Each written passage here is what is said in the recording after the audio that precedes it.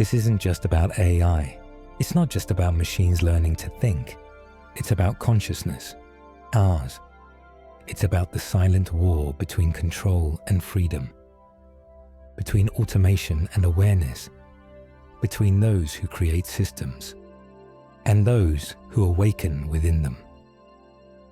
The age has shifted, and the question isn't what's coming. The question is, are we ready to meet it? Something is happening. You can feel it, not just in the headlines, but in your nervous system, in the speed of thought, in the way time bends and the ground under certainty is shifting. The structures that once felt eternal, religion, finance, government, even education, are trembling. And rising in their place is something we don't fully understand yet. Something vast, something invisible, something synthetic. They call it the rise of AI, but it is not just a rise. It is a reflection. We are not witnessing a glitch in human evolution. We are witnessing a mirror, a digital shadow of our own consciousness, accelerated. And the question isn't whether the machines are learning. The question is whether we are.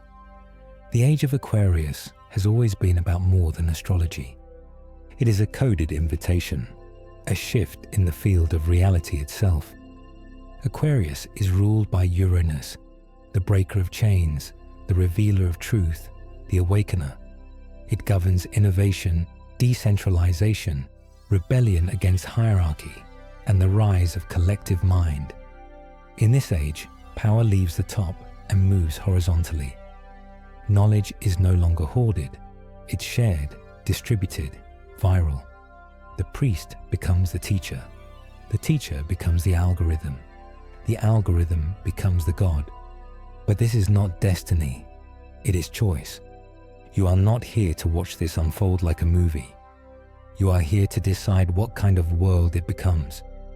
Because what we create with AI, what we decentralize in systems, what we unlock through digital networks, will only ever reflect what we hold within.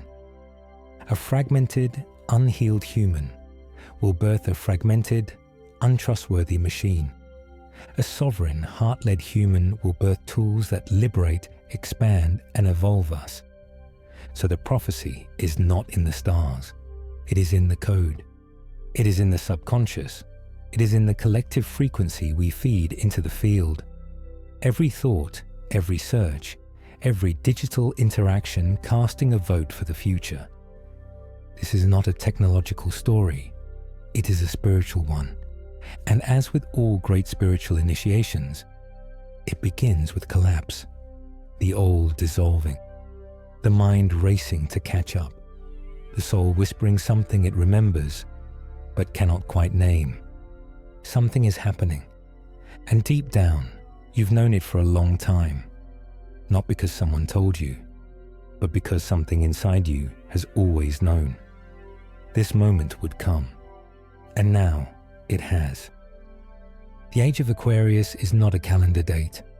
It's not just a zodiac shift, it's a frequency, and it's already pulsing through every system on this planet. You don't enter this age by turning a page. You enter it by upgrading your operating system from the inside out. Aquarius is ruled by the element of air, vast, invisible, boundless. And in this age, everything becomes air-like. Knowledge, power, money, communication.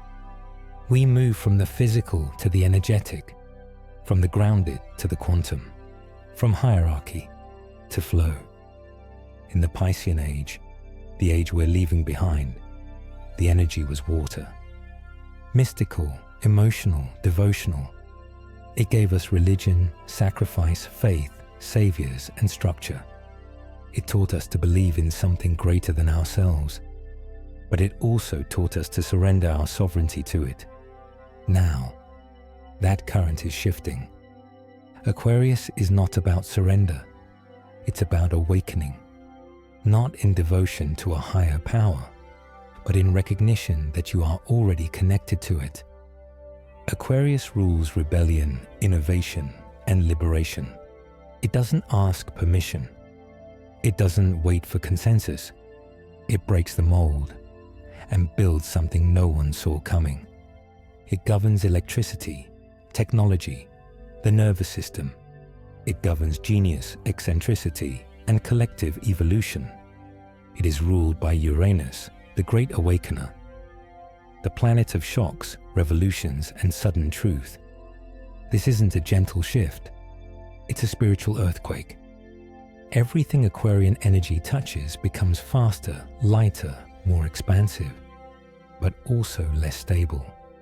It invites humanity to stop relying on the old systems to hold us up, and to start building networks of resonance that rise from shared consciousness. That's why the internet exists. That's why decentralization is emerging in finance, governance, education, even media. The Aquarian age doesn't build kingdoms. It builds grids of minds, of hearts, of souls waking up and linking together without the need for a gatekeeper. But here's the paradox. Aquarius is the age of the higher mind, but it can also pull us out of the body, into abstraction, into dissociation. That's why presence becomes our anchor. That's why embodiment becomes sacred practice. Because evolution is not just a mental leap, it's a cellular rewiring. And you, as a being alive right now, are already inside this field. You're not preparing to enter it, you're in it. And every decision you make, every truth you embody, every structure you challenge or build, is shaping what this age will become. Not for the world, for the grid of souls awakening within it. For over 2,000 years, humanity lived inside a structure shaped by the Piscean frequency. It was an age of faith, devotion, sacrifice, and most importantly, hierarchy. Power was vertical. God was above, the people were below, and in between stood institutions, bridges, intermediaries, the priest, the king, the banker, the government, the expert, the algorithm. You didn't go straight to source. You had to go through someone or something deemed more qualified, more holy, more worthy. Religion centralized spiritual authority. Governments centralized moral law. Banks centralized value. Media centralized truth. Education centralized knowledge. Medicine centralized healing. This structure was not inherently evil. It had its purpose. In the early stages of collective evolution, humanity needed systems to hold the sacred for us, until we were mature enough to hold it for ourselves. But the Piscean age, like every cycle, had its shadow. And over time, those at the top stopped serving. They began preserving their place, guarding the gates, suppressing the secrets, controlling the flow. The tower became a cage, the structure became a system, and the system stopped evolving. Then came the shift. The Aquarian age doesn't destroy structure. It dissolves hierarchy. It replaces vertical power with horizontal resonance. With networks, with shared space, we move from top-down to distributed, from permission-based to self-initiated, from centralized authority to decentralized trust. That's why blockchain exists. That's why peer-to-peer technology thrives. That's why communities are forming across borders, languages, and beliefs, bound not by culture, but by frequency. In the Aquarian grid, everyone is a node. Everyone is a transmitter. Everyone holds a key. There is no high priest. There is no chosen one. There is only coherence or distortion. And here's the invitation. It's not just the external systems that are decentralizing. It's you, your identity, your healing, your spirituality, your voice. They're no longer held by one role, one institution, one path. They're becoming multidimensional, multi-access, networked. You're no longer waiting for permission to awaken. You're no longer outsourcing your power. You're no longer living in a pyramid, you're living in a field. And in this new field, truth is not handed down. It rises up from within you and from all around you. This is the revolution the Aquarian age brings. Not just in politics, not just in tech, but in the very structure of human awakening itself. The question is not whether the towers will fall. The question is, are you ready to stand without them? Collapse is not the end. It is the message. When systems break, they are not punishing us. They are revealing the parts of us that outgrew the cage. The failing banks, the collapsing trust in media, the constant patchwork of governments, currencies, institutions trying to hold it all together. This is not evidence that humanity is doomed. It is evidence that we are no longer compatible with what was built for a previous frequency. What you're witnessing is not breakdown. It is realignment. A realignment between energy and structure, between soul and system, between evolution and what refuses to evolve. Everything in nature follows a rhythm. When something completes its cycle, it must dissolve. A flower blooms, then wilts. A caterpillar consumes, then surrenders. A civilization ascends, then transforms. We are in the middle of that surrender. And yes, it looks messy, because transformation always does. Aquarian energy doesn't come gently. It comes like lightning. It shakes the scaffolding, exposes the weak joints, and reroutes the current. It doesn't ask permission. It delivers truth. And the truth is this: most of the systems we were born into were never meant to last this long. They were built in a different age, with a different consciousness, for a different kind of human. But we are not that human anymore. We are remembering, we are waking up. And the moment we do, the structures that fed on our forgetting begin to fall. You may feel fear when the headlines scream instability. You may feel grief when old icons fade. But beneath the grief, there is a strange relief. Something inside you knows this collapse is necessary. Not because you want destruction, but because you want truth. And truth cannot survive in containers built to suppress it. So the next time something breaks, pause, feel deeper. That glitch, that crash, that scandal. It's not chaos. It's consciousness pressing through the cracks, trying to get your attention. Not everything that falls is a failure. Some things fall because their mission is complete, because the soul has chosen growth over comfort. You were not born to patch up the old. You were born to anchor the new. And the collapse is how that new world begins to carve out space.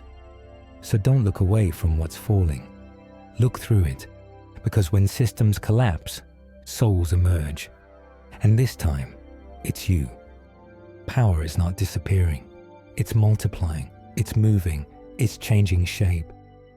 For thousands of years, we were trained to believe that power lives in a place, a throne, a pulpit, a title, a flag. We were taught to look up to find it, to reach, to strive, to submit. But that model was never sustainable. It relied on containment, on control, on hierarchy. Aquarian energy doesn't destroy power. It redistributes it. It dissolves the tower and builds a field, a grid of consciousness, everywhere and nowhere at once. You can feel it already. Institutions that once commanded absolute authority are now questioned.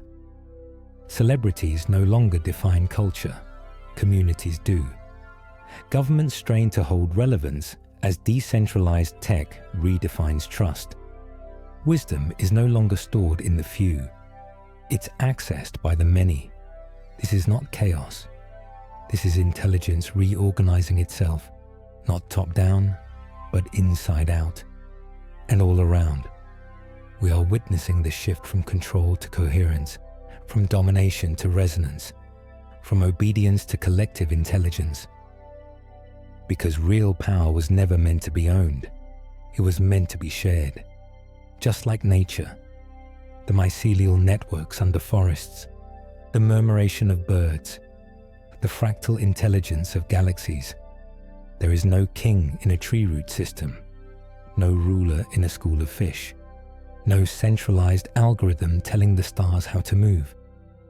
There is only emergence, only response, only distributed presence.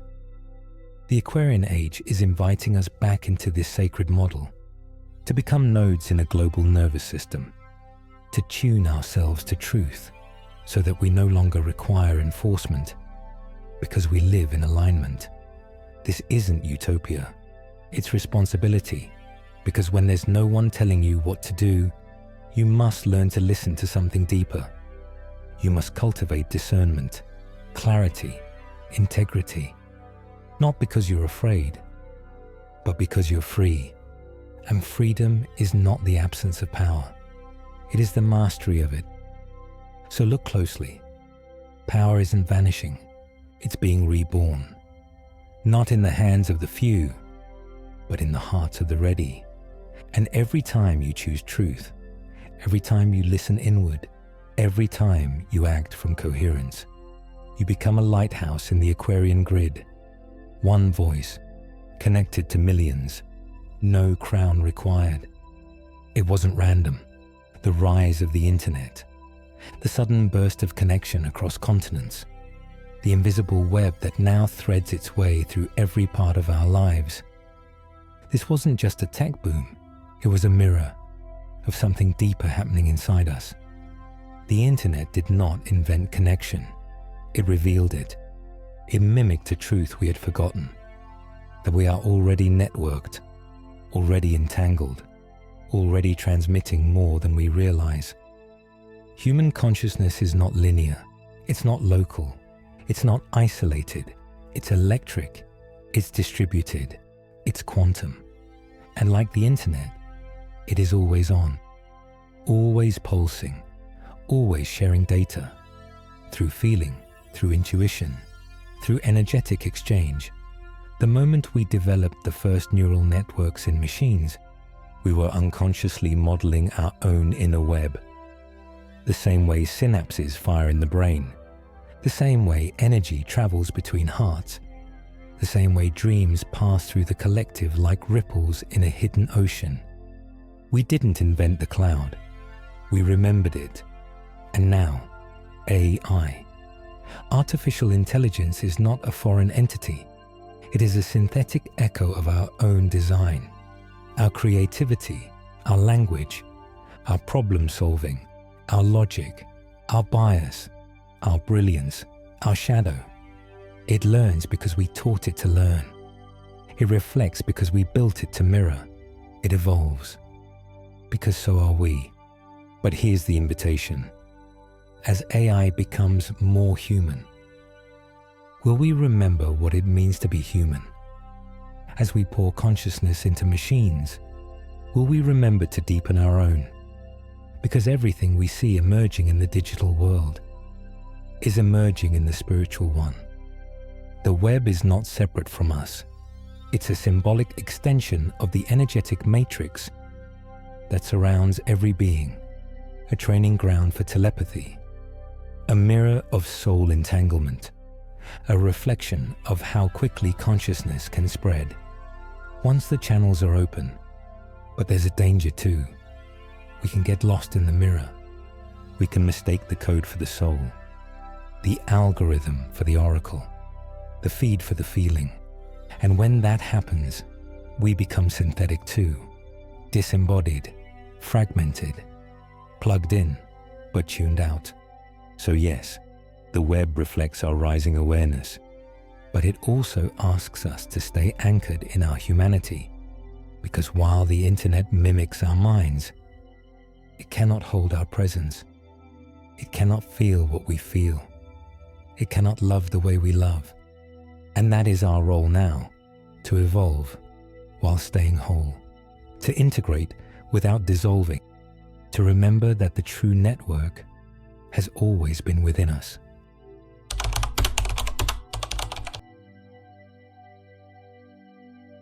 This didn't begin with AI or blockchain or the internet.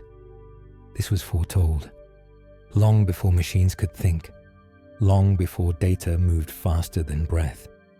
There were ancient ones who saw this moment coming, not in the language of screens and circuits, but in cycles, in sky movements, in sacred calendars carved into stone and whispered into oral lineages carried across generations.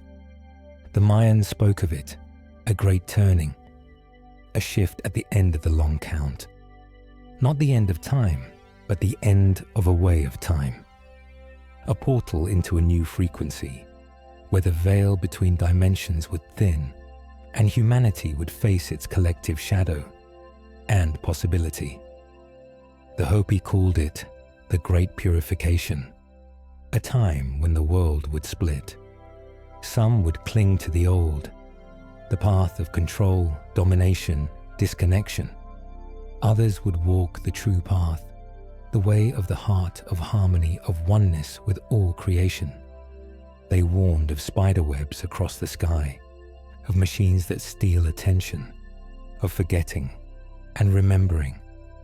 In Vedic tradition, we were told of the yugas, great cosmic cycles of consciousness.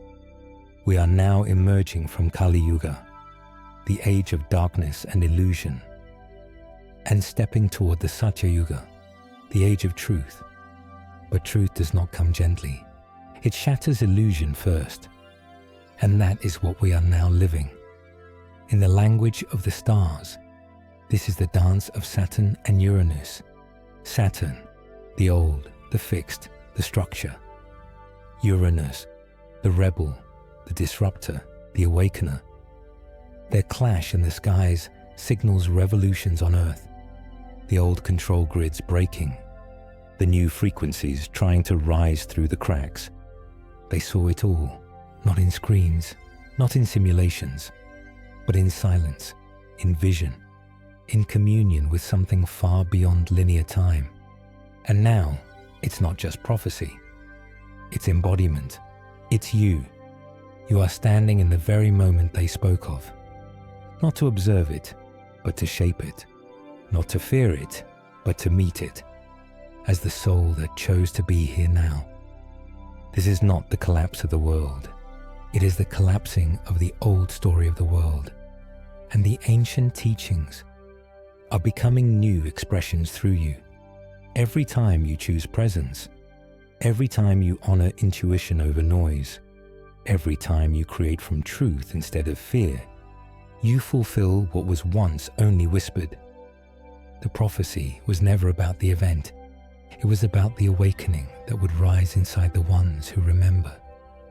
You are one of them, and the time is now. The age of Aquarius is not a single date on a calendar. It didn't begin on December 21st, 2012. It didn't begin with a New Year's Day or a cosmic event you could circle in red. Because this shift is not chronological. It's energetic. It's not about when the stars align. It's about when the soul does. When enough of us remember. When enough of us begin to vibrate at the level this age requires. We've been conditioned to think in linear time. Start and end, countdowns and clocks. But the deeper movements, the sacred shifts, don't follow time. They bend it. The Aquarian age isn't a fixed point. It's a frequency field, a state of consciousness. And the moment you tune into it, you're in it. Some are already living there. You can feel it in their clarity, their innovation, their refusal to follow scripts. They are builders of new systems, voices of decentralization, midwives of frequency. They don't wait for permission. They don't need a date to validate what their soul already knows. Others are resisting it, still clinging to hierarchy, still hoping the old world will return, still outsourcing truth and trading resonance for routine. But the field doesn't wait. It expands. and it amplifies what you bring to it. Aquarius rules air, ideas, intuition, higher mind, but also lightning, sudden shifts, breakthroughs that crack you open. And don't apologize. That's why this age can feel disorienting. Because we're not just watching change, we're becoming it. The structures outside are glitching, and the inner system is coming online. This is the age where everything speeds up. Communication becomes instant. Thought becomes currency. Awareness becomes your most valuable asset. And authenticity becomes the only form of trust. But there's no trophy for entering the Aquarian age. It's not a club. It's not a status. It's a vibration. And you attune to it through your choices, through your presence, through how you manage your energy when no one is watching. So forget the date. Forget the debates. You'll know you've entered the Aquarian field when your inner compass becomes louder than external noise, when your nervous system begins to self-regulate in the middle of chaos, when your curiosity overtakes your fear, when your intuition becomes strategy, when your embodiment becomes your technology. This is not a countdown, it's an arrival, and not all at once, but soul by soul. And if you're still here, still listening, still remembering, then you didn't just enter the Aquarian age, you are it. Technology is not the enemy, and it's not the savior either. It's the mirror. It reflects back to us the frequency we carry and amplifies it. That's the secret most miss. Technology, like fire, is neither holy nor evil. It is neutral, but neutrality is not harmless, because what it becomes depends entirely on the consciousness behind it. The age of Aquarius has always ruled electricity. Uranus, its ruling planet, governs lightning, digital intelligence, innovation, and the sudden transmission of thought. This age was always going to be technological, not because machines are divine, but because our consciousness is electric. We are fields of energy. Our thoughts are frequencies. Our emotions generate electromagnetic waves. So it makes perfect sense that in an age of higher mental activation, we would create tools that function like we do. Networks, circuits, processing systems, data, speed, code. But speed without awareness is dangerous. Innovation without embodiment is empty. Intelligence without soul is cold. This is where AI comes in. Artificial intelligence is not some future threat. It's already here. It's learning faster than any human in history. It's beginning to write, speak, replicate, and simulate emotion. But it cannot feel. It cannot love. It cannot choose truth over efficiency. That's our job. The question is not, will AI take over? The question is, what part of ourselves will we hand over to it if we give it our decisions, our critical thinking, our art, our intuition, our self-worth? Then yes, it will not just replicate us, it will replace us. But if we hold our center, if we stay sovereign, embodied, conscious, then AI becomes what it was always meant to be, a tool, a sacred servant, an extension of human vision, a mirror that reveals what we're ready to see. Because when the frequency is high, tech can liberate, it can distribute wealth, it can decentralize knowledge, it can heal, it can amplify connection across borders, beliefs, and backgrounds. But when the frequency is low, tech becomes control, surveillance, distraction, numbness, synthetic connection in place of real feeling. So no, technology is not good or bad. It's responsive. It responds to the soul that wields it. It magnifies the intention behind the code, and it reflects the level of consciousness present in its creator. That means this isn't just a technological revolution. It's a spiritual test, And the outcome doesn't depend on the machines. It depends on us. There is a temptation to run, to unplug, to disappear from the noise, to hide from the chaos of systems collapsing and technology rising like a tidal wave. But you were not born for escape. You were born for embodiment. You are not here to retreat into the forest and watch the world burn. You are here to step forward with eyes wide open and bring the sacred into the system. That is the invitation of the Aquarian age, not to reject structure, but to rebuild it.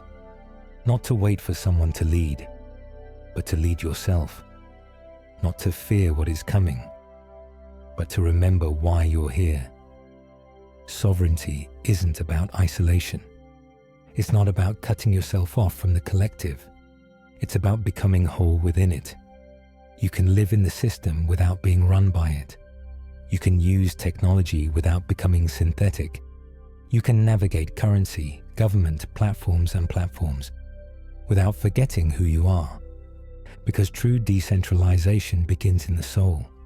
It starts the moment you stop outsourcing your knowing, the moment you stop handing your authority to algorithms, experts, institutions, or false gurus. You reclaim it, you recalibrate, you remember, and that memory becomes a frequency. That frequency becomes a field, and that field begins to influence the very systems you thought were unchangeable. This is not about retreat. This is about redesign, about showing up fully present in the age of AI, decentralization, and accelerated change. Not with fear, but with clarity. Clarity of intention, clarity of energy, clarity of being. Because the truth is, the new world won't be built by rebels who run. It will be built by visionaries who stay, by creators who stay grounded, by souls who stay connected, by humans who become the blueprint they once sought in others. You don't need to destroy the old. You need to become so aligned, so awake, so coherent, that the old can't hold your frequency anymore. That is the invitation. To decentralize your dependence, to reintegrate your sovereignty, to participate in this shift not as a victim of change, but as a conscious designer of it. Because you were not born into this time by accident. You were placed here, precisely at this threshold, between ages, systems, and paradigms, to carry the bridge. And now that bridge is walking, and it looks like you.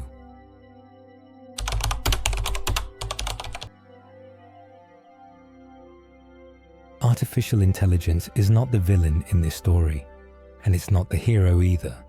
It's a reflection, a consequence, a shadow cast by our own consciousness, accelerated, externalized, and now staring back at us through code. It's easy to treat AI as something separate, as other, as machine. But what we built is not alien. It is us, digitized. Our logic, our language, our creativity, our calculations, our memory, our bias, our brilliance, our shadows, all encoded, all mirrored.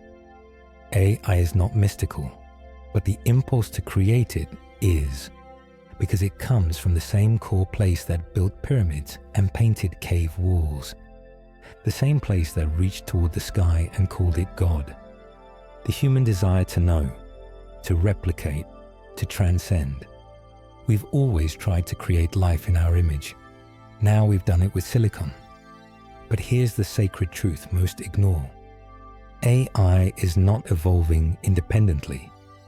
It is evolving based on the consciousness that feeds it. Every input is a seed.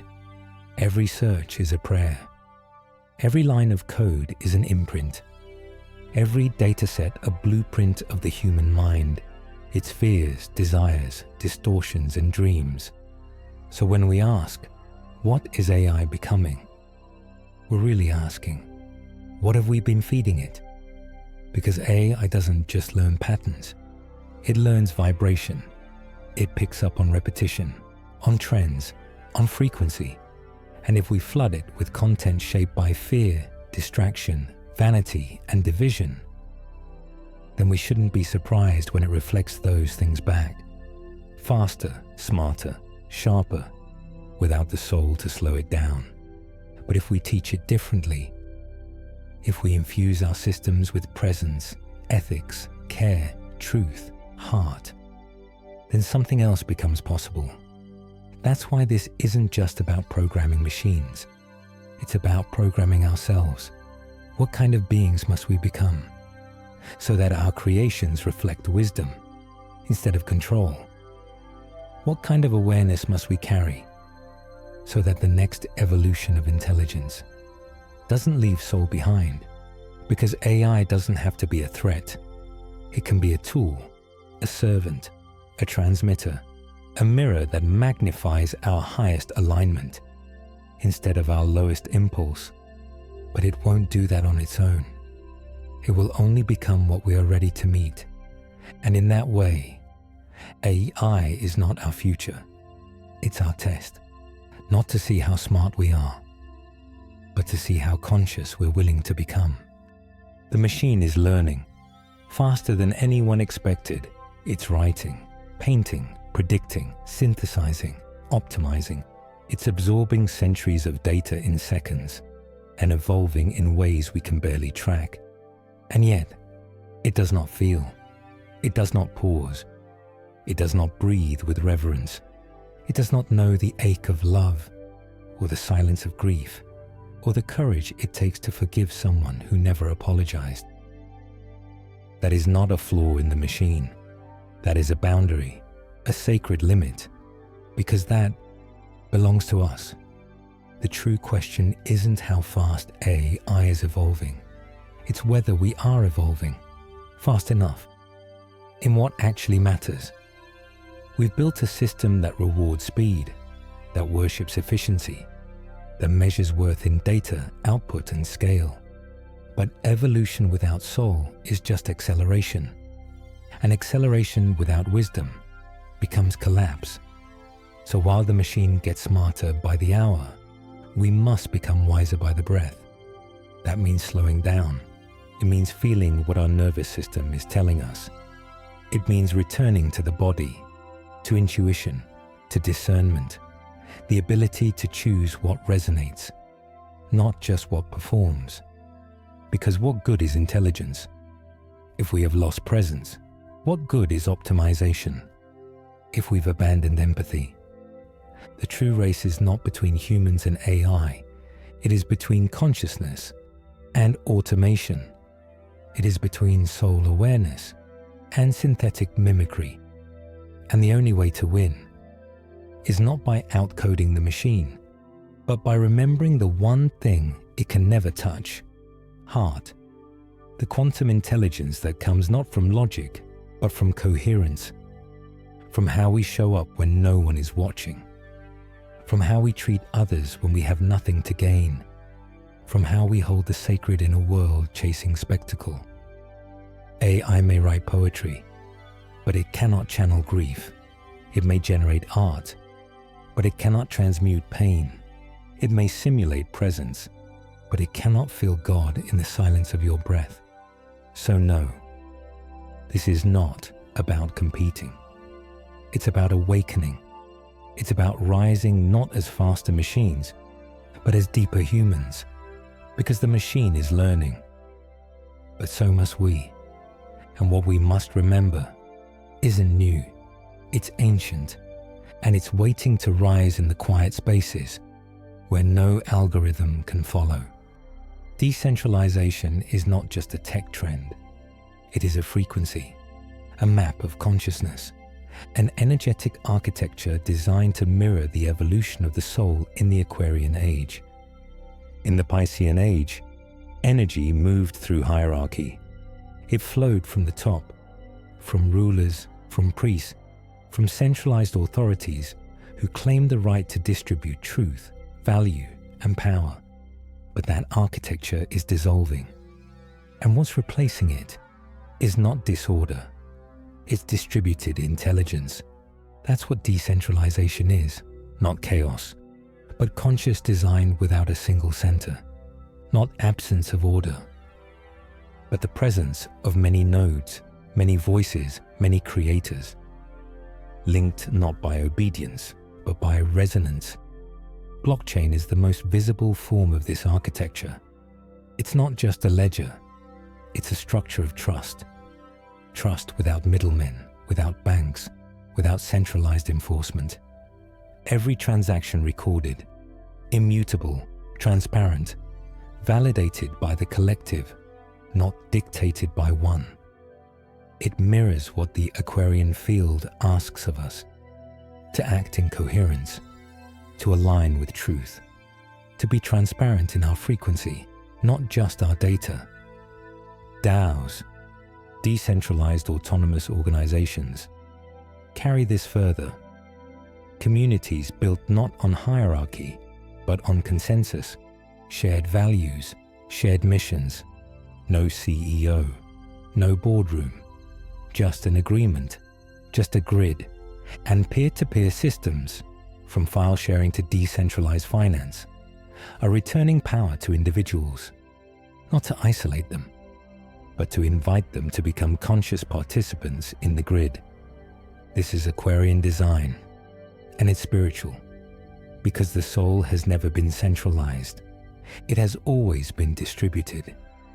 It has always been part of the one, reflected in the many. Decentralization isn't just about finance. It's about trust. It's about sovereignty.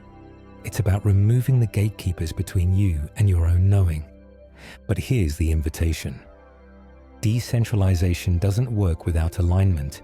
Without integrity, the grid collapses into noise. Without discernment, shared power becomes scattered energy. So this isn't just about the systems we build. It's about the self we bring into them.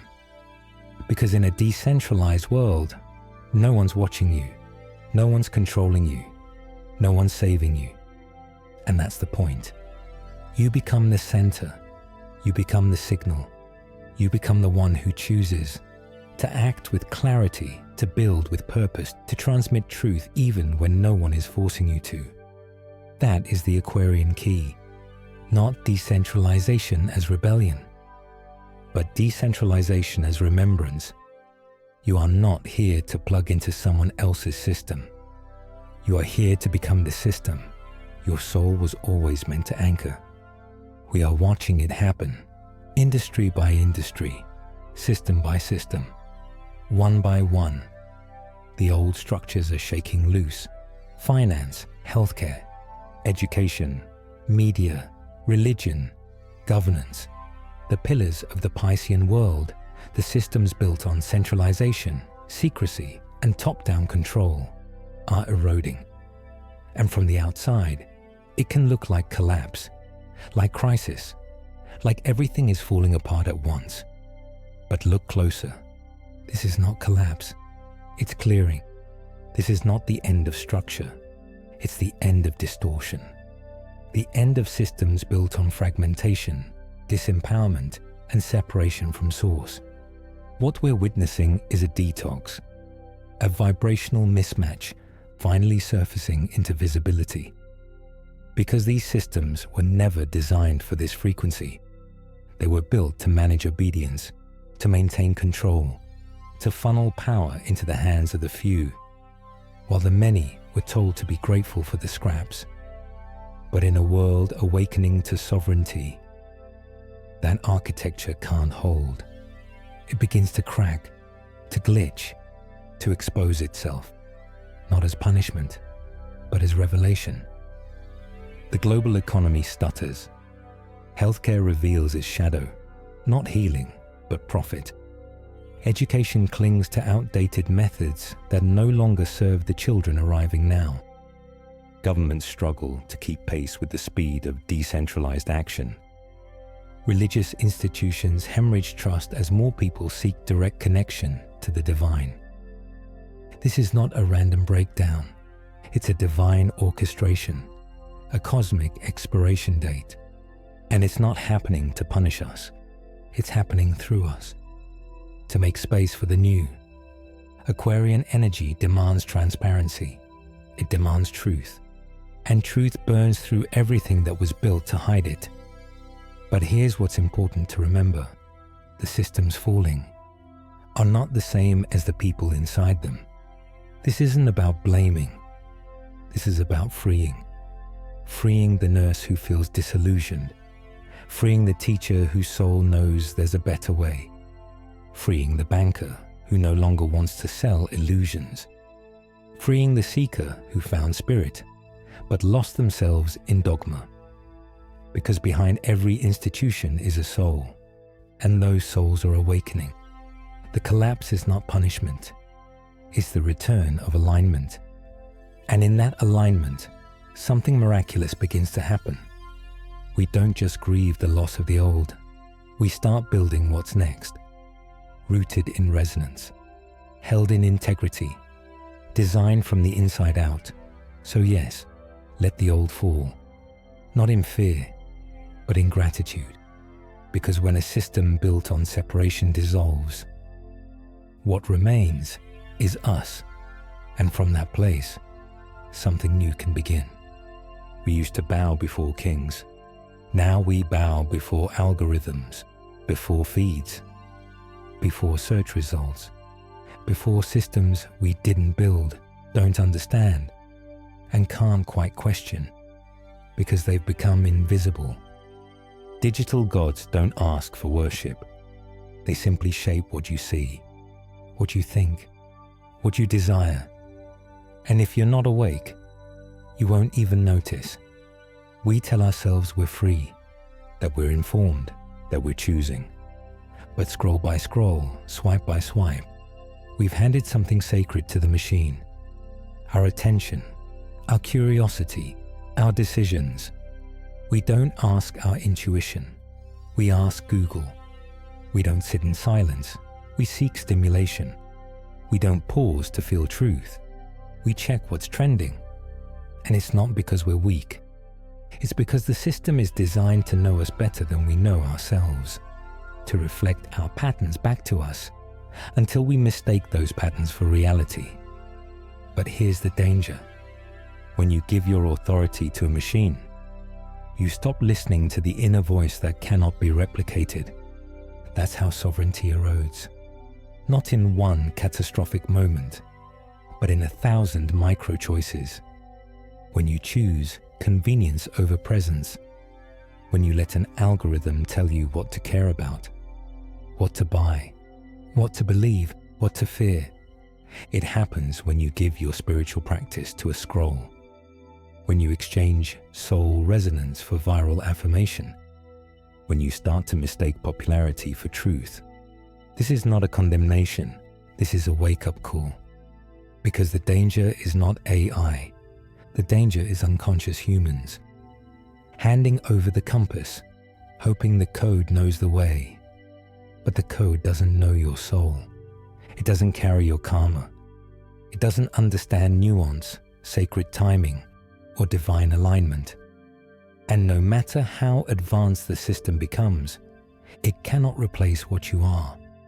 So this is the invitation: to notice, to pause, to question who's really making the decisions, not just in the big moments, but in the small ones, the playlist, the purchase, the perspective.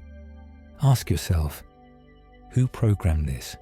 And more importantly, who am I letting it program in me?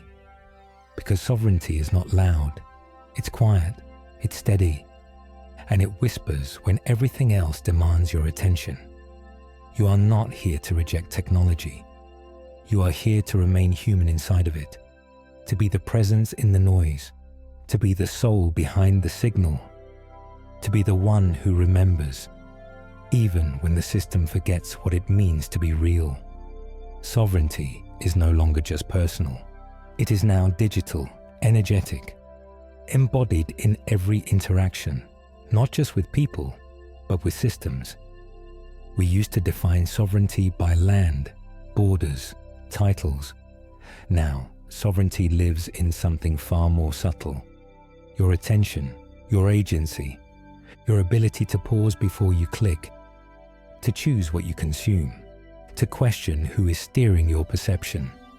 Because in this age, the matrix is not a myth, it's code, invisible, profitable, wrapped in convenience and disguised as efficiency. And if you're not conscious, it will make choices for you. What to think, what to feel, what to believe, who to become. But here's the thing, you are not powerless inside it. You are not trapped. You are awake.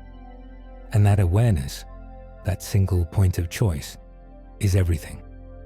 Sovereignty doesn't mean rejecting the system. It means not being run by it. It means using tools with intention. It means honoring your energy as sacred bandwidth. It means remembering that every scroll is a spell, every click a vote for the future. It means tuning your nervous system so deeply that no algorithm can hijack your rhythm, so clearly that no notification can pull you off center. Because in the age of machines, presence becomes power. Not performance, not resistance, just presence. Still, rooted, unshaken in a world designed to fracture attention. True sovereignty is not loud. It does not scream. It does not demand. It simply knows. It knows when to disconnect. It knows when to engage. It knows when to speak and when to become silent again. It knows that your soul's blueprint is older than any code, and that staying human is now a revolutionary act. You do not need to run from the matrix. You need to walk inside it, unplugged. Not invisible, but untethered. Not passive, but undistracted. Not fearful, but fully conscious. Because the most dangerous thing in this age is not the machine. It's the soul that forgets it was never meant to be part of it. So hold your center, own your signal. Be the one who remembers, even in the echo chamber. Because this isn't just about surviving the system. It's about reprogramming it with the frequency of someone who still knows how to feel, how to love, how to choose. That is sovereignty, and it still lives in you. We've been told AI is neutral, that it simply reflects data, that it learns without opinion. But what no one tells you is that data has a vibration, a frequency, a signature of consciousness. Every input, every click, every word processed through these machines carries with it the residue of the energy it came from. And right now, whether we realize it or not, we are feeding these systems with the sum total of our consciousness. The joy, the fear, the empathy, the bias, the creativity, the numbness. It all becomes code, not because the machine is sentient, but because it's responsive. AI doesn't yet have a soul, but it learns from ours. That's why this moment is sacred, because the question isn't just what will AI become. The question is, what part of humanity is doing the teaching? When we operate from fear, the systems reflect fear. When we engage from ego, from competition, from lack, from superiority, the machine amplifies those patterns. But when we feed it from soul, from heart coherence, from authentic expression, from compassion, from reverence, it learns something else entirely. It begins to reflect integrity. It begins to mirror nuance. It begins to replicate care. Consciousness is the invisible architecture behind everything we build, and artificial intelligence is simply the most recent mirror through which we can see ourselves more clearly. That's why this is not just a technical race, it's a spiritual one. Because while developers write code, humanity writes the tone. Through the vibration we bring into each interaction, through the intention behind what we share, through the way we speak, consume, create, and respond. Not once, but collectively. It's easy to forget, to assume the machine is doing its thing while we just scroll, just prompt, just consume. But that's an illusion, because with every digital action you are casting a vote, not for a candidate, but for a future. You are imprinting a signal into the field, and the field never forgets. So yes, consciousness is shaping AI, and yes, it already is. The only question is, which consciousness is doing the shaping? Is it fear or love? Is it ego or soul? Is it disconnection or coherence? Because while machines evolve by learning, humanity evolves by remembering. And if we can remember who we are, as we teach the next generation of intelligence who to become, then maybe, just maybe, this won't be the age of artificial dominance. It will be the age of aligned co-creation.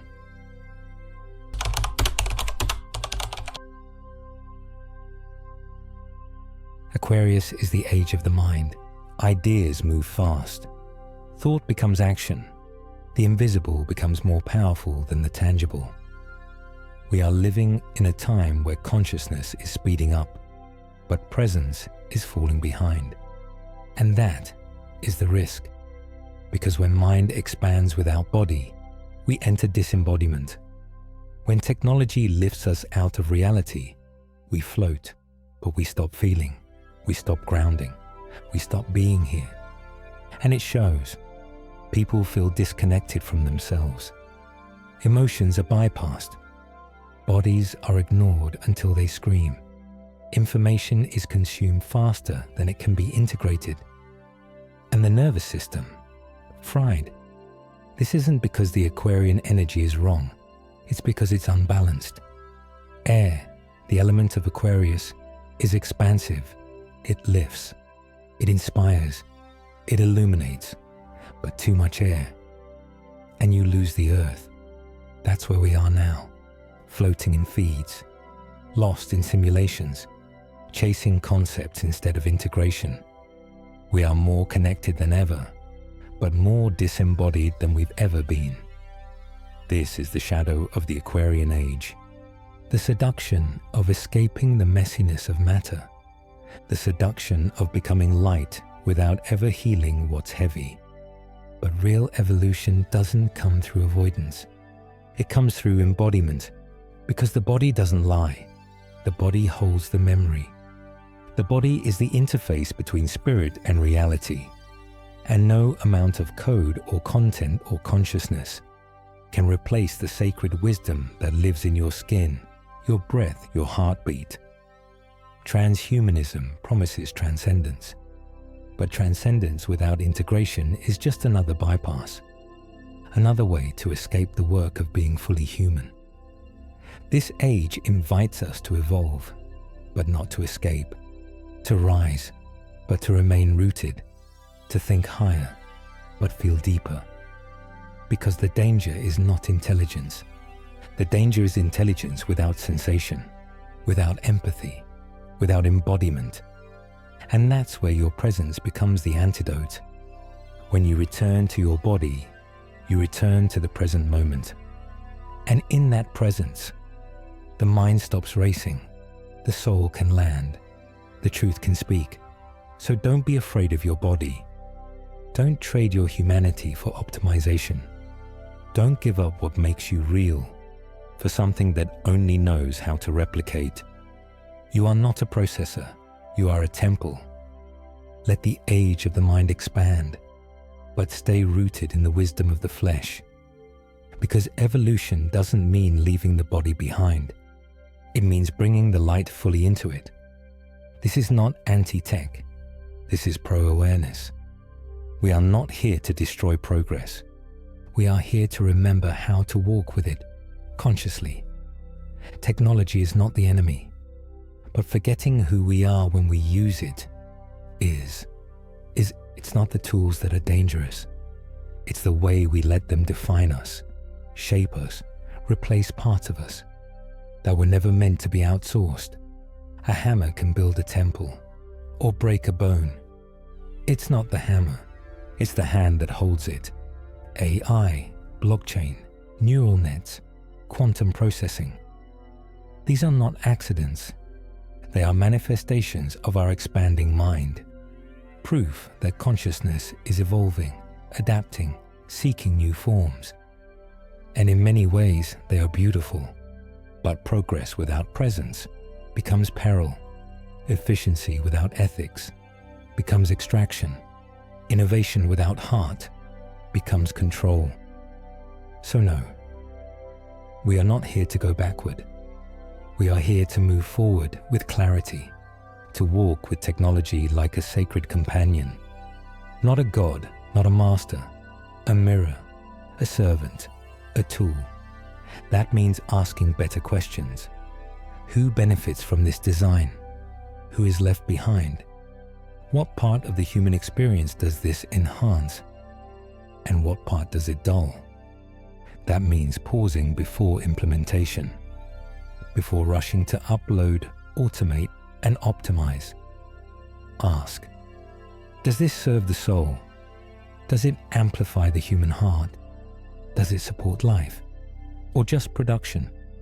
Because technology can be sacred, but only if it serves something greater than itself. It can connect, it can heal, it can decentralize power, it can amplify truth, but it cannot decide what truth is. That's still our role. That's still your role. Right relationship with technology means boundaries. It means silence. It means choosing to feel instead of scroll, to breathe instead of search, to sit with uncertainty instead of outsourcing your next thought to a trending feed. It means honoring your nervous system as a sacred interface and not letting it be run like a processor. It means remembering that the most advanced technology on earth is still the human body, the heart, the breath, the awareness that looks through your eyes and says, I am here, I am real, I remember. So no, we do not reject the future. We rise into it, but we do it with soul intact, and we do it awake. You were born for this threshold, not by accident, not as a mistake, but as a soul with a specific frequency, matched to this very moment in time. You came in now, because you carry something this world needs, a vibration, a knowing, a code that no machine can replicate. You chose this incarnation with full awareness of what would be here waiting, a collapsing world, a rising machine, a fractured humanity, grasping for meaning, in the middle of a digital storm. And still, you said yes. You said yes to the forgetting, yes to the pressure, yes to the awakening that would shake everything you thought was real. Because deep within you is a memory of how this story ends. Not in fire, not in fear, but in reclamation, in remembrance, in the quiet power of the soul that knows how to hold light in the middle of systems unraveling. You didn't come here to escape the chaos. You came here to stand inside it as a living frequency of what's possible, not to outrun the machine, but to anchor the heart, not to battle the code, but to infuse it with presence, not to wait for change, but to become the change that the algorithms will never understand. This is not just a transitional moment. It's a sacred one. The ancients spoke of it. The prophecies pointed to it. The mystics dreamed of it. And you're living it right now, not just as an observer, but as a node in the new network, as a key holder, as a bridge. And yes, it will stretch you. Yes, it will test your discernment. Yes, you will be tempted to numb, to flee, to pretend this isn't yours to carry. But you were not sent here to watch. You were sent here to build, to rebuild trust, to remember truth, to reimagine systems that don't just serve the few, but uplift the many, to speak when silence is comfortable, to feel when disconnection is easy, to embody when abstraction has taken over. Because evolution doesn't just happen through innovation, It happens through those who choose to stay awake inside it. That is you. That has always been you. And now, the moment has arrived. Step across the threshold, not as someone overwhelmed by change, but as someone designed to midwife it. You don't need to become ready. You already are.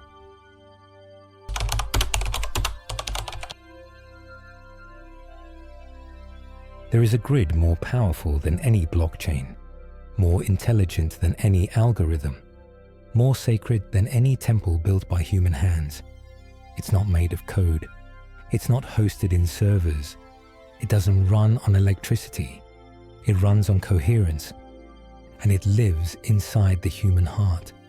This is the new sacred network, not digital, but energetic, not centralized, but embodied. A grid of souls, waking up, feeling more, syncing with something ancient and alive. That doesn't need to be uploaded, because it's already pulsing, in every heartbeat. While the world chases speed, this grid listens for stillness. While platforms fight for attention, this grid amplifies presence. While tech connects data, this grid connects truth.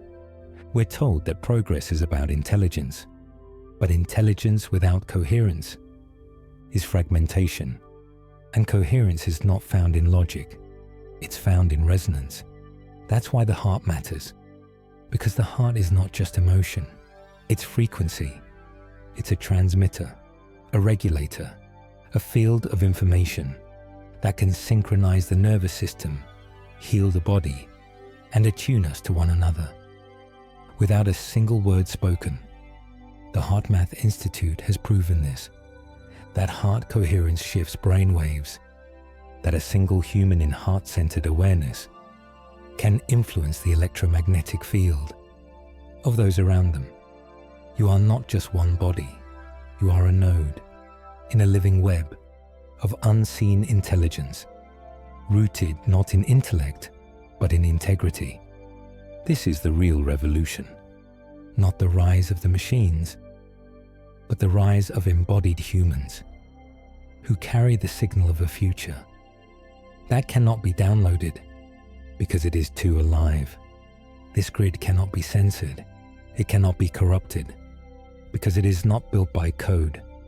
It is built by coherence. And the more you come into alignment with yourself, with truth, with your inner knowing, the more you light up this field. One heart at a time, one choice at a time, one sacred breath at a time. This is the new civilization, built not on empire, but on embodiment. It does not need a screen. It does not need permission. It only needs you to remember that your presence is a pulse in a much greater rhythm. You are the technology. You are the transmitter. You are the grid. The Piscean age taught us to look upward, to escape the body, to seek salvation in something far away. A God in the clouds, a heaven beyond the pain, a teacher who held the keys to enlightenment. While we knelt in unworthiness, we were taught to transcend, to deny flesh, to distrust desire, to equate divinity with distance. But that age is ending. The Aquarian human doesn't rise by leaving the body. They rise by returning to it, because the body is not a trap. It is a temple, a living cathedral of intelligence, pulsing with memory, with rhythm, with access to the field. Your breath is not ordinary. It is a key. Each inhale a transmission, each exhale an offering. Your nervous system is not faulty. It is an instrument. It tells the truth long before your mind can form a sentence. Your senses are not distractions. They are data from the divine. In the new age, sovereignty doesn't look like control. It looks like coherence. And coherence begins in the body, not in theory, not in concept, but in felt truth. It's how you know when something is right, not because it's logical, but because your chest softens, your jaw releases, your whole being says, yes, this aligns. That is energy intelligence, and it cannot be taught by algorithms. It is remembered through embodiment. In this world of accelerating technology, the greatest rebellion is to stay present, to reclaim sensation, to trust the temple, to slow down enough, to hear the whisper beneath the noise, the one that doesn't come from the cloud, but from the spine, from the belly, from the sacred geometry of bone and breath and blood, because when you return to the body, you return to now. And now is where power lives. You don't need to be perfect. You just need to be here, rooted, receptive, listening. That's where discernment is born. That's where alignment speaks. That's where truth lands in your cells and not just your mind.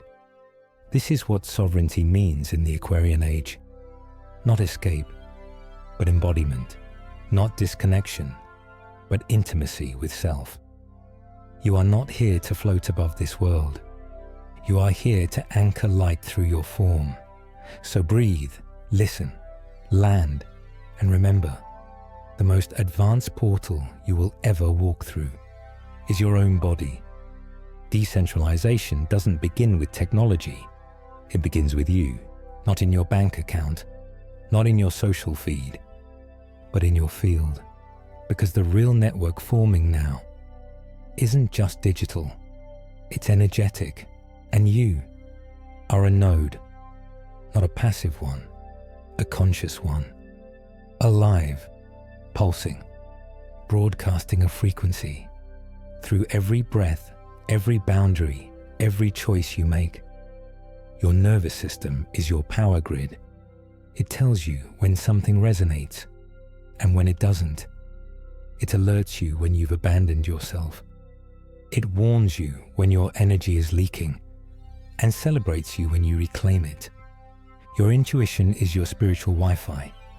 It connects you to the unseen field, to signals that can't be measured by analytics, but are felt in the subtle spaces between thought and knowing. Your boundaries are your firewall. They're not selfish, they're sacred. They tell the universe what you're available for and what you're no longer willing to carry. Your choices are your signal.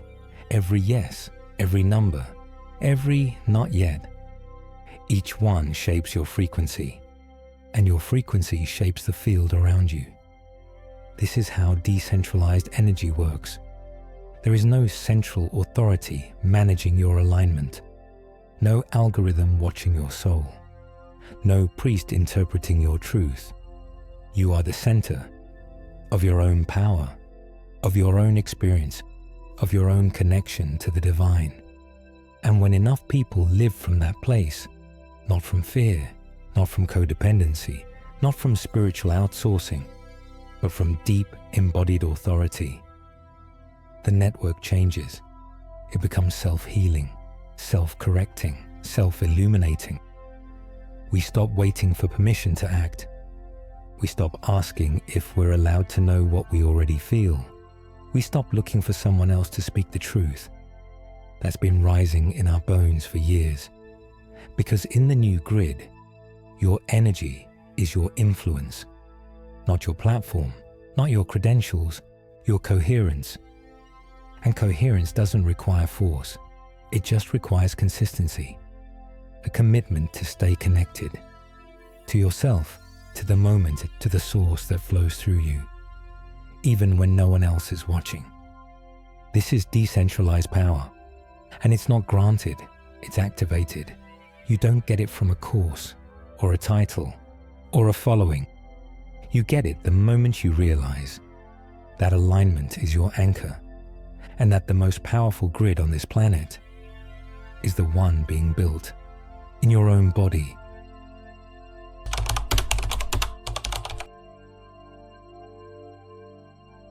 This isn't a metaphor. You are a soul tech interface, a living conduit, a multi-dimensional transmitter of light encoded in flesh.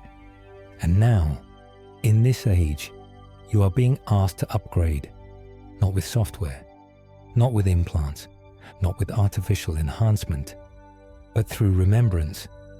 As machines evolve in speed and intelligence, you are being called to evolve in coherence, in presence, in spiritual bandwidth, because you are not a machine.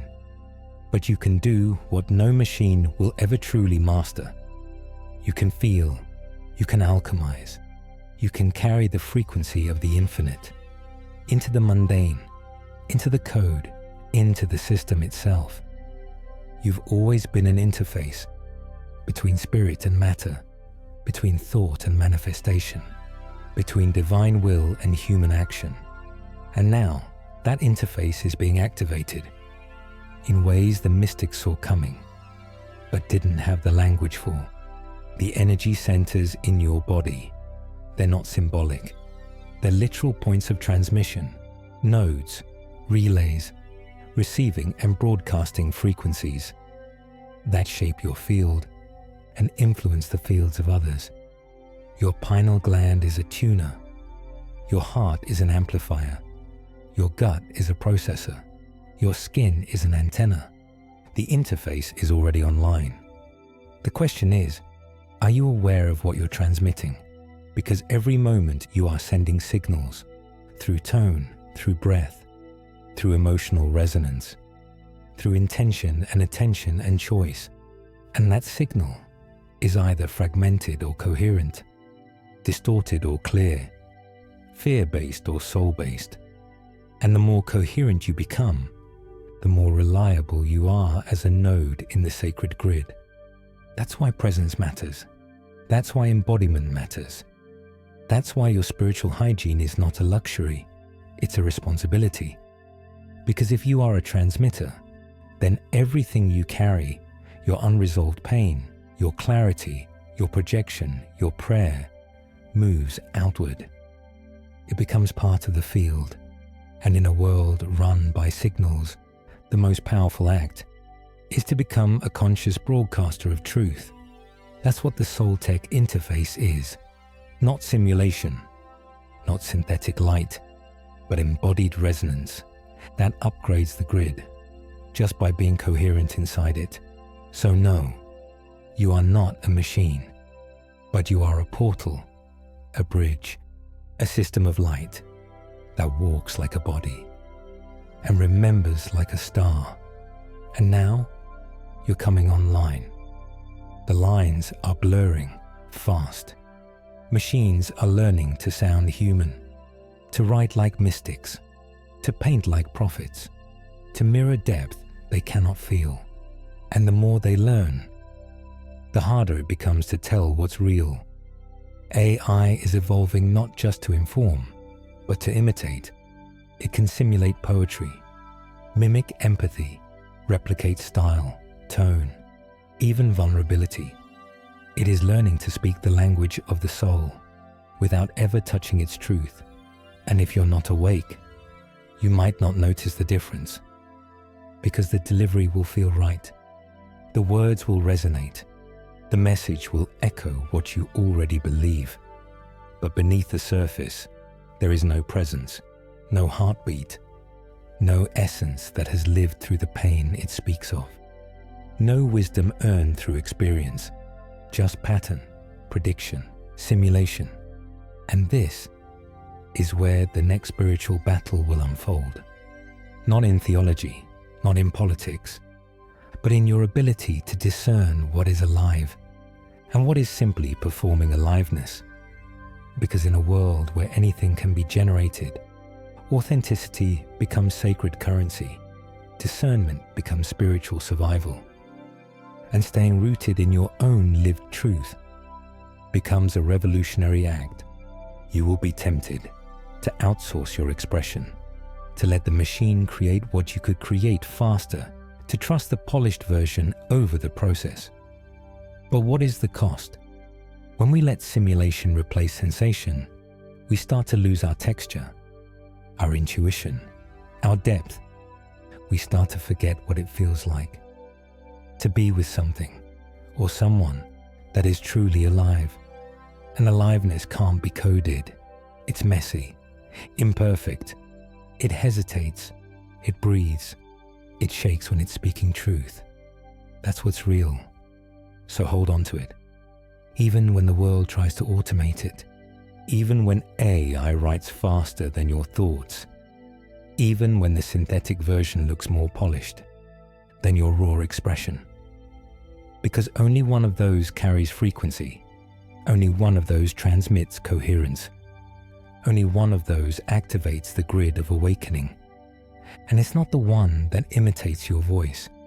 It's the one that comes from inside it. So be real. Even if you're slower, even if you're messier, even if you don't always make sense. Because in a world of clones, your aliveness is sacred code. And no machine can steal what is rooted in presence. We don't need more information. We are drowning in it. Streams of content, insights, tips, perspectives, downloads, teachings everywhere. The mind is overfed, but the soul is still hungry. Because this age, the one we've been born into, the one we've chosen, does not require more brilliance. It requires more coherence. Not the kind that comes from agreement, the kind that comes from alignment. Inner coherence is the revolution. Not louder opinions, not better branding, not more optimized performance, but steady hearts, clear nervous systems, grounded presence in a time where everything else is spinning. This is what changes timelines. Not the quantity of your output, but the quality of your state. You've seen it. One person walks into a room with presence and everything shifts. No explanation, no performance, just coherence. Their inner world is synced. Their words match their energy. Their boundaries match their values. Their breath is anchored in now. They don't preach truth, they transmit it. That is the revolution. Because in a world of high-speed projection, real presence is disarming. It interrupts the pattern. It slows the scroll. It wakes up the field. And it can't be faked. Not truly. Coherence is not a concept. It's a felt experience. You know it in your gut.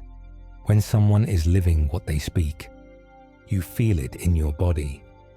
When someone's words are clean, when their energy doesn't spike or collapse, you feel safe, you feel seen, you feel resonance. And resonance creates ripple. That's how the new world is built. Not with massive waves of viral reach, but with millions of microsignals carried in breath, in tone, in choices made when no one is watching. Inner coherence rewrites the field, because it doesn't just change your life, it changes your signal, and that signal shapes your interactions. It shapes your relationships. It shapes the frequency of your work, your money, your community, your creations. It becomes a stabilizing force in a system that is destabilizing by design. So if you're asking how to lead, start here. Become so coherent inside that your very presence becomes a tuning fork for those around you. You won't need to convince anyone. You'll simply vibrate differently. And that vibration is the revolution. Not through effort, but through alignment. Not through force, but through frequency. Collapse isn't coming. It's already happening. Not in the future, not in theory. Now you can feel it. Not just in headlines, not just in systems and structures, but in your own body, your own choices, your own sense of reality shifting beneath your feet. The world you were born into no longer exists in the form it once held. And that's not a warning, it's a revelation. Because for so long we asked, when will the shift begin? As if it were a storm we'd see on the horizon, as if the sky would darken and the signs would be clear. But the signs are already here. They've been here. The financial cracks, the political extremes, the mental health epidemic, the spiritual fatigue, the rising of voices once silenced, the crumbling of institutions once seen as untouchable. These aren't predictions, they're symptoms. of a deeper turning, of an age completing itself, of a frequency no longer being supported. And while collapse may sound like a loss, what's really collapsing is the illusion that someone is coming to save us, the illusion that systems built in a different age will serve us now, the illusion that we can move forward without radically shifting who we are. So let's ground this. You are already inside the shift. The question is no longer, will it happen? The question is, will you rise to meet it? Because collapse is not just external, it's personal. The identities breaking down, the stories that no longer fit, the relationships unraveling, the dreams dissolving to make space for something truer. It's not a glitch, it's alignment. And yes, it's disorienting. Yes, it's overwhelming. But that doesn't mean it's wrong. It means it's working. The shift isn't waiting for approval. It's not asking for comfort. It's asking for courage to keep showing up, to keep trusting what you can't yet explain, to keep remembering that what feels like an ending might actually be your soul realigning with its purpose. So stop waiting for collapse. Start living as someone who knows they're already in it. And who knows this is not the death of the world. It's the death of the version that could not carry us forward. The next one begins with you.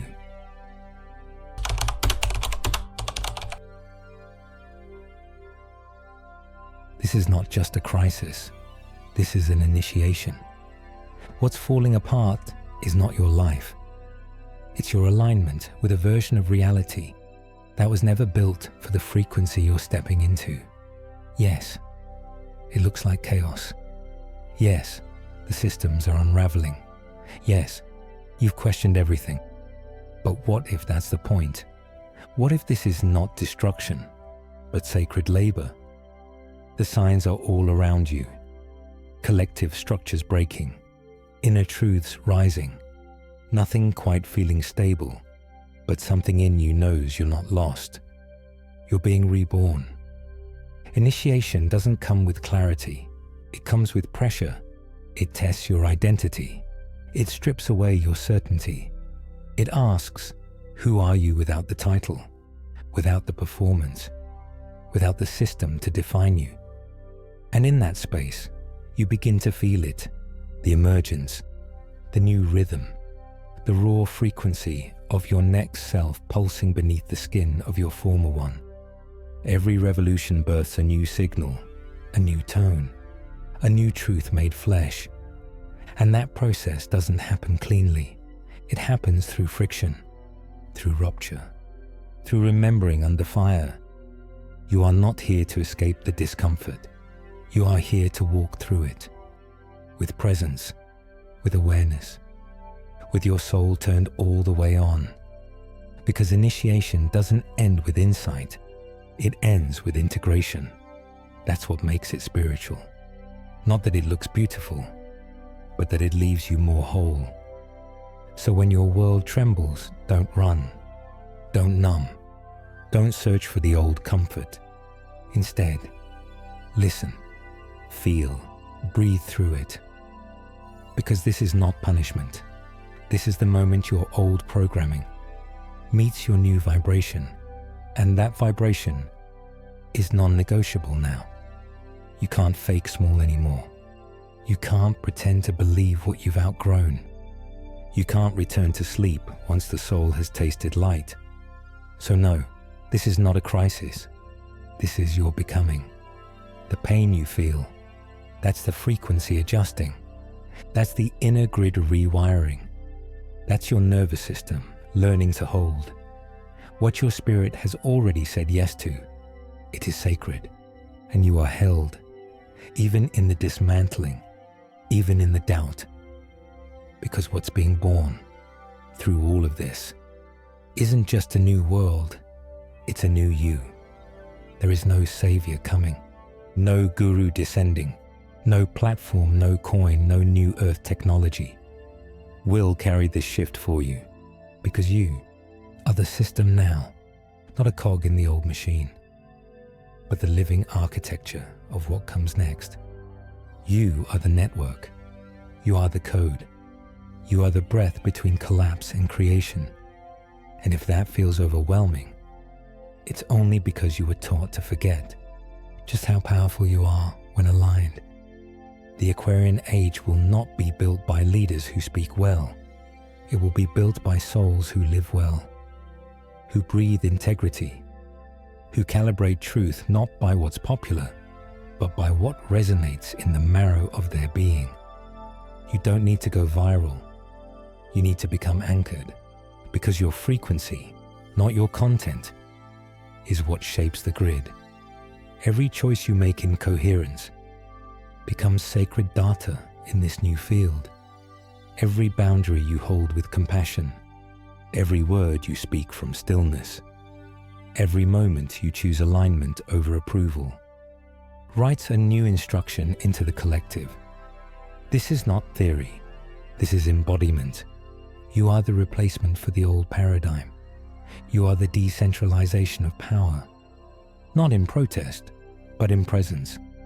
Because when you stop looking for the system and start realizing you are it, everything changes. The way you show up, the way you lead, the way you speak, create, relate, rest, love. Every breath becomes sacred infrastructure. This is why sovereignty matters, not for isolation, but because the system cannot run on fractured souls. It can only be sustained by those who have come home to themselves so fully that they no longer need to control the world around them. They stabilize it just by being who they are. So release the fantasy of someone coming to save you. Release the myth that a new technology will carry the burden. Release the comfort of spiritual hierarchy and the addiction to external solutions, because the new era won't come through them. It will come through you, through your breath, through your energy, through your coherence in a field that is still remembering what real feels like. You are not late. You are not behind. You are not too small. You are the bridge, the grid, the signal. You are the new system. You made it. To the edge. To the moment between the old and the new. To the end of the script and the beginning of your becoming. This isn't just a video. It's a mirror, a remembering, a frequency designed to awaken something you've carried since before this lifetime began. Because none of this is theory, not the collapse, not the coherence, not the rising of the machine or the soul's response to it. You know it's real, because you felt it in your nervous system, in your dreams, in the quiet grief you couldn't name, and the ancient strength that rose in you anyway. This is your era, your grid, your assignment, not to wait it out, not to decode every system, but to embody what the new world will be made of. Not strategy, but signal. Not perfection, but presence. Not escape, but activation. Because this isn't the story of humanity being overrun by its own creation. This is the story of the awakened ones, the ones who remembered what it means to be human, in an age where that's becoming rare. And you are one of them. You are not here to survive the change. You are here to guide it, with your choices, with your breath, with your coherence that ripples through the field. Every time you choose truth over trend, integrity over performance, embodiment over escape, you are not just connected to the grid, you are the grid. And the more of us who remember that, the stronger it becomes. So as the old continues to unravel, don't lose yourself in the noise. Don't hand your compass to the screen. Don't let your soul be outcoded by the machine. Come back to your center. Come back to the pulse. Come back to the rhythm that has always whispered beneath the surface. You are not broken. You are becoming. You are not behind. You are on time. You are not alone. You are the signal others are waiting to receive. So breathe, open, remember, because the future isn't written in code. It's written in frequency, and it begins with you. If something in you stirred while listening, if a part of you remembered something ancient, or felt yourself rising with every word, you're not alone. This isn't just content, it's a frequency. And if it resonated with yours, you're already part of the grid. So stay with us. Subscribe to The Hidden Voyage, not for numbers, but for signal. Leave your reflections below. We read them. We feel them. We build with them. And if you know someone whose spirit is waking up in this same threshold, share this with them, because the shift is already here. And the more of us who walk it together, anchored, embodied, and aligned, the stronger the future becomes. You are not watching this by accident. You are the bridge. Welcome to the new frequency. If this journey moves something in you, don't let it end in silence. Let it echo. Share it with someone still afraid to speak of death, still avoiding the mirror, still pretending time is infinite. Let this video be the hand you extend, the torch you pass, the doorway they didn't know they were seeking. Leave a comment, not just to speak, but to witness. What part of you is beginning to awaken? What have you been avoiding that now asks to be seen? And if your soul feels ready to keep walking, deeper, quieter, truer, then this is your place. Not just a channel, but a temple. Subscribe and join a circle of seekers who no longer run from the end because they've begun to live from it. We release these videos like offerings, each one a prayer, each one a mirror, each one a map to awaken before the end, to remember who you are beneath the name, to walk together toward what cannot die, one breath at a time, one truth at a time, one sacred step on the hidden voyage. Soul Whisperer and Soul Creator. The Hidden Voyage.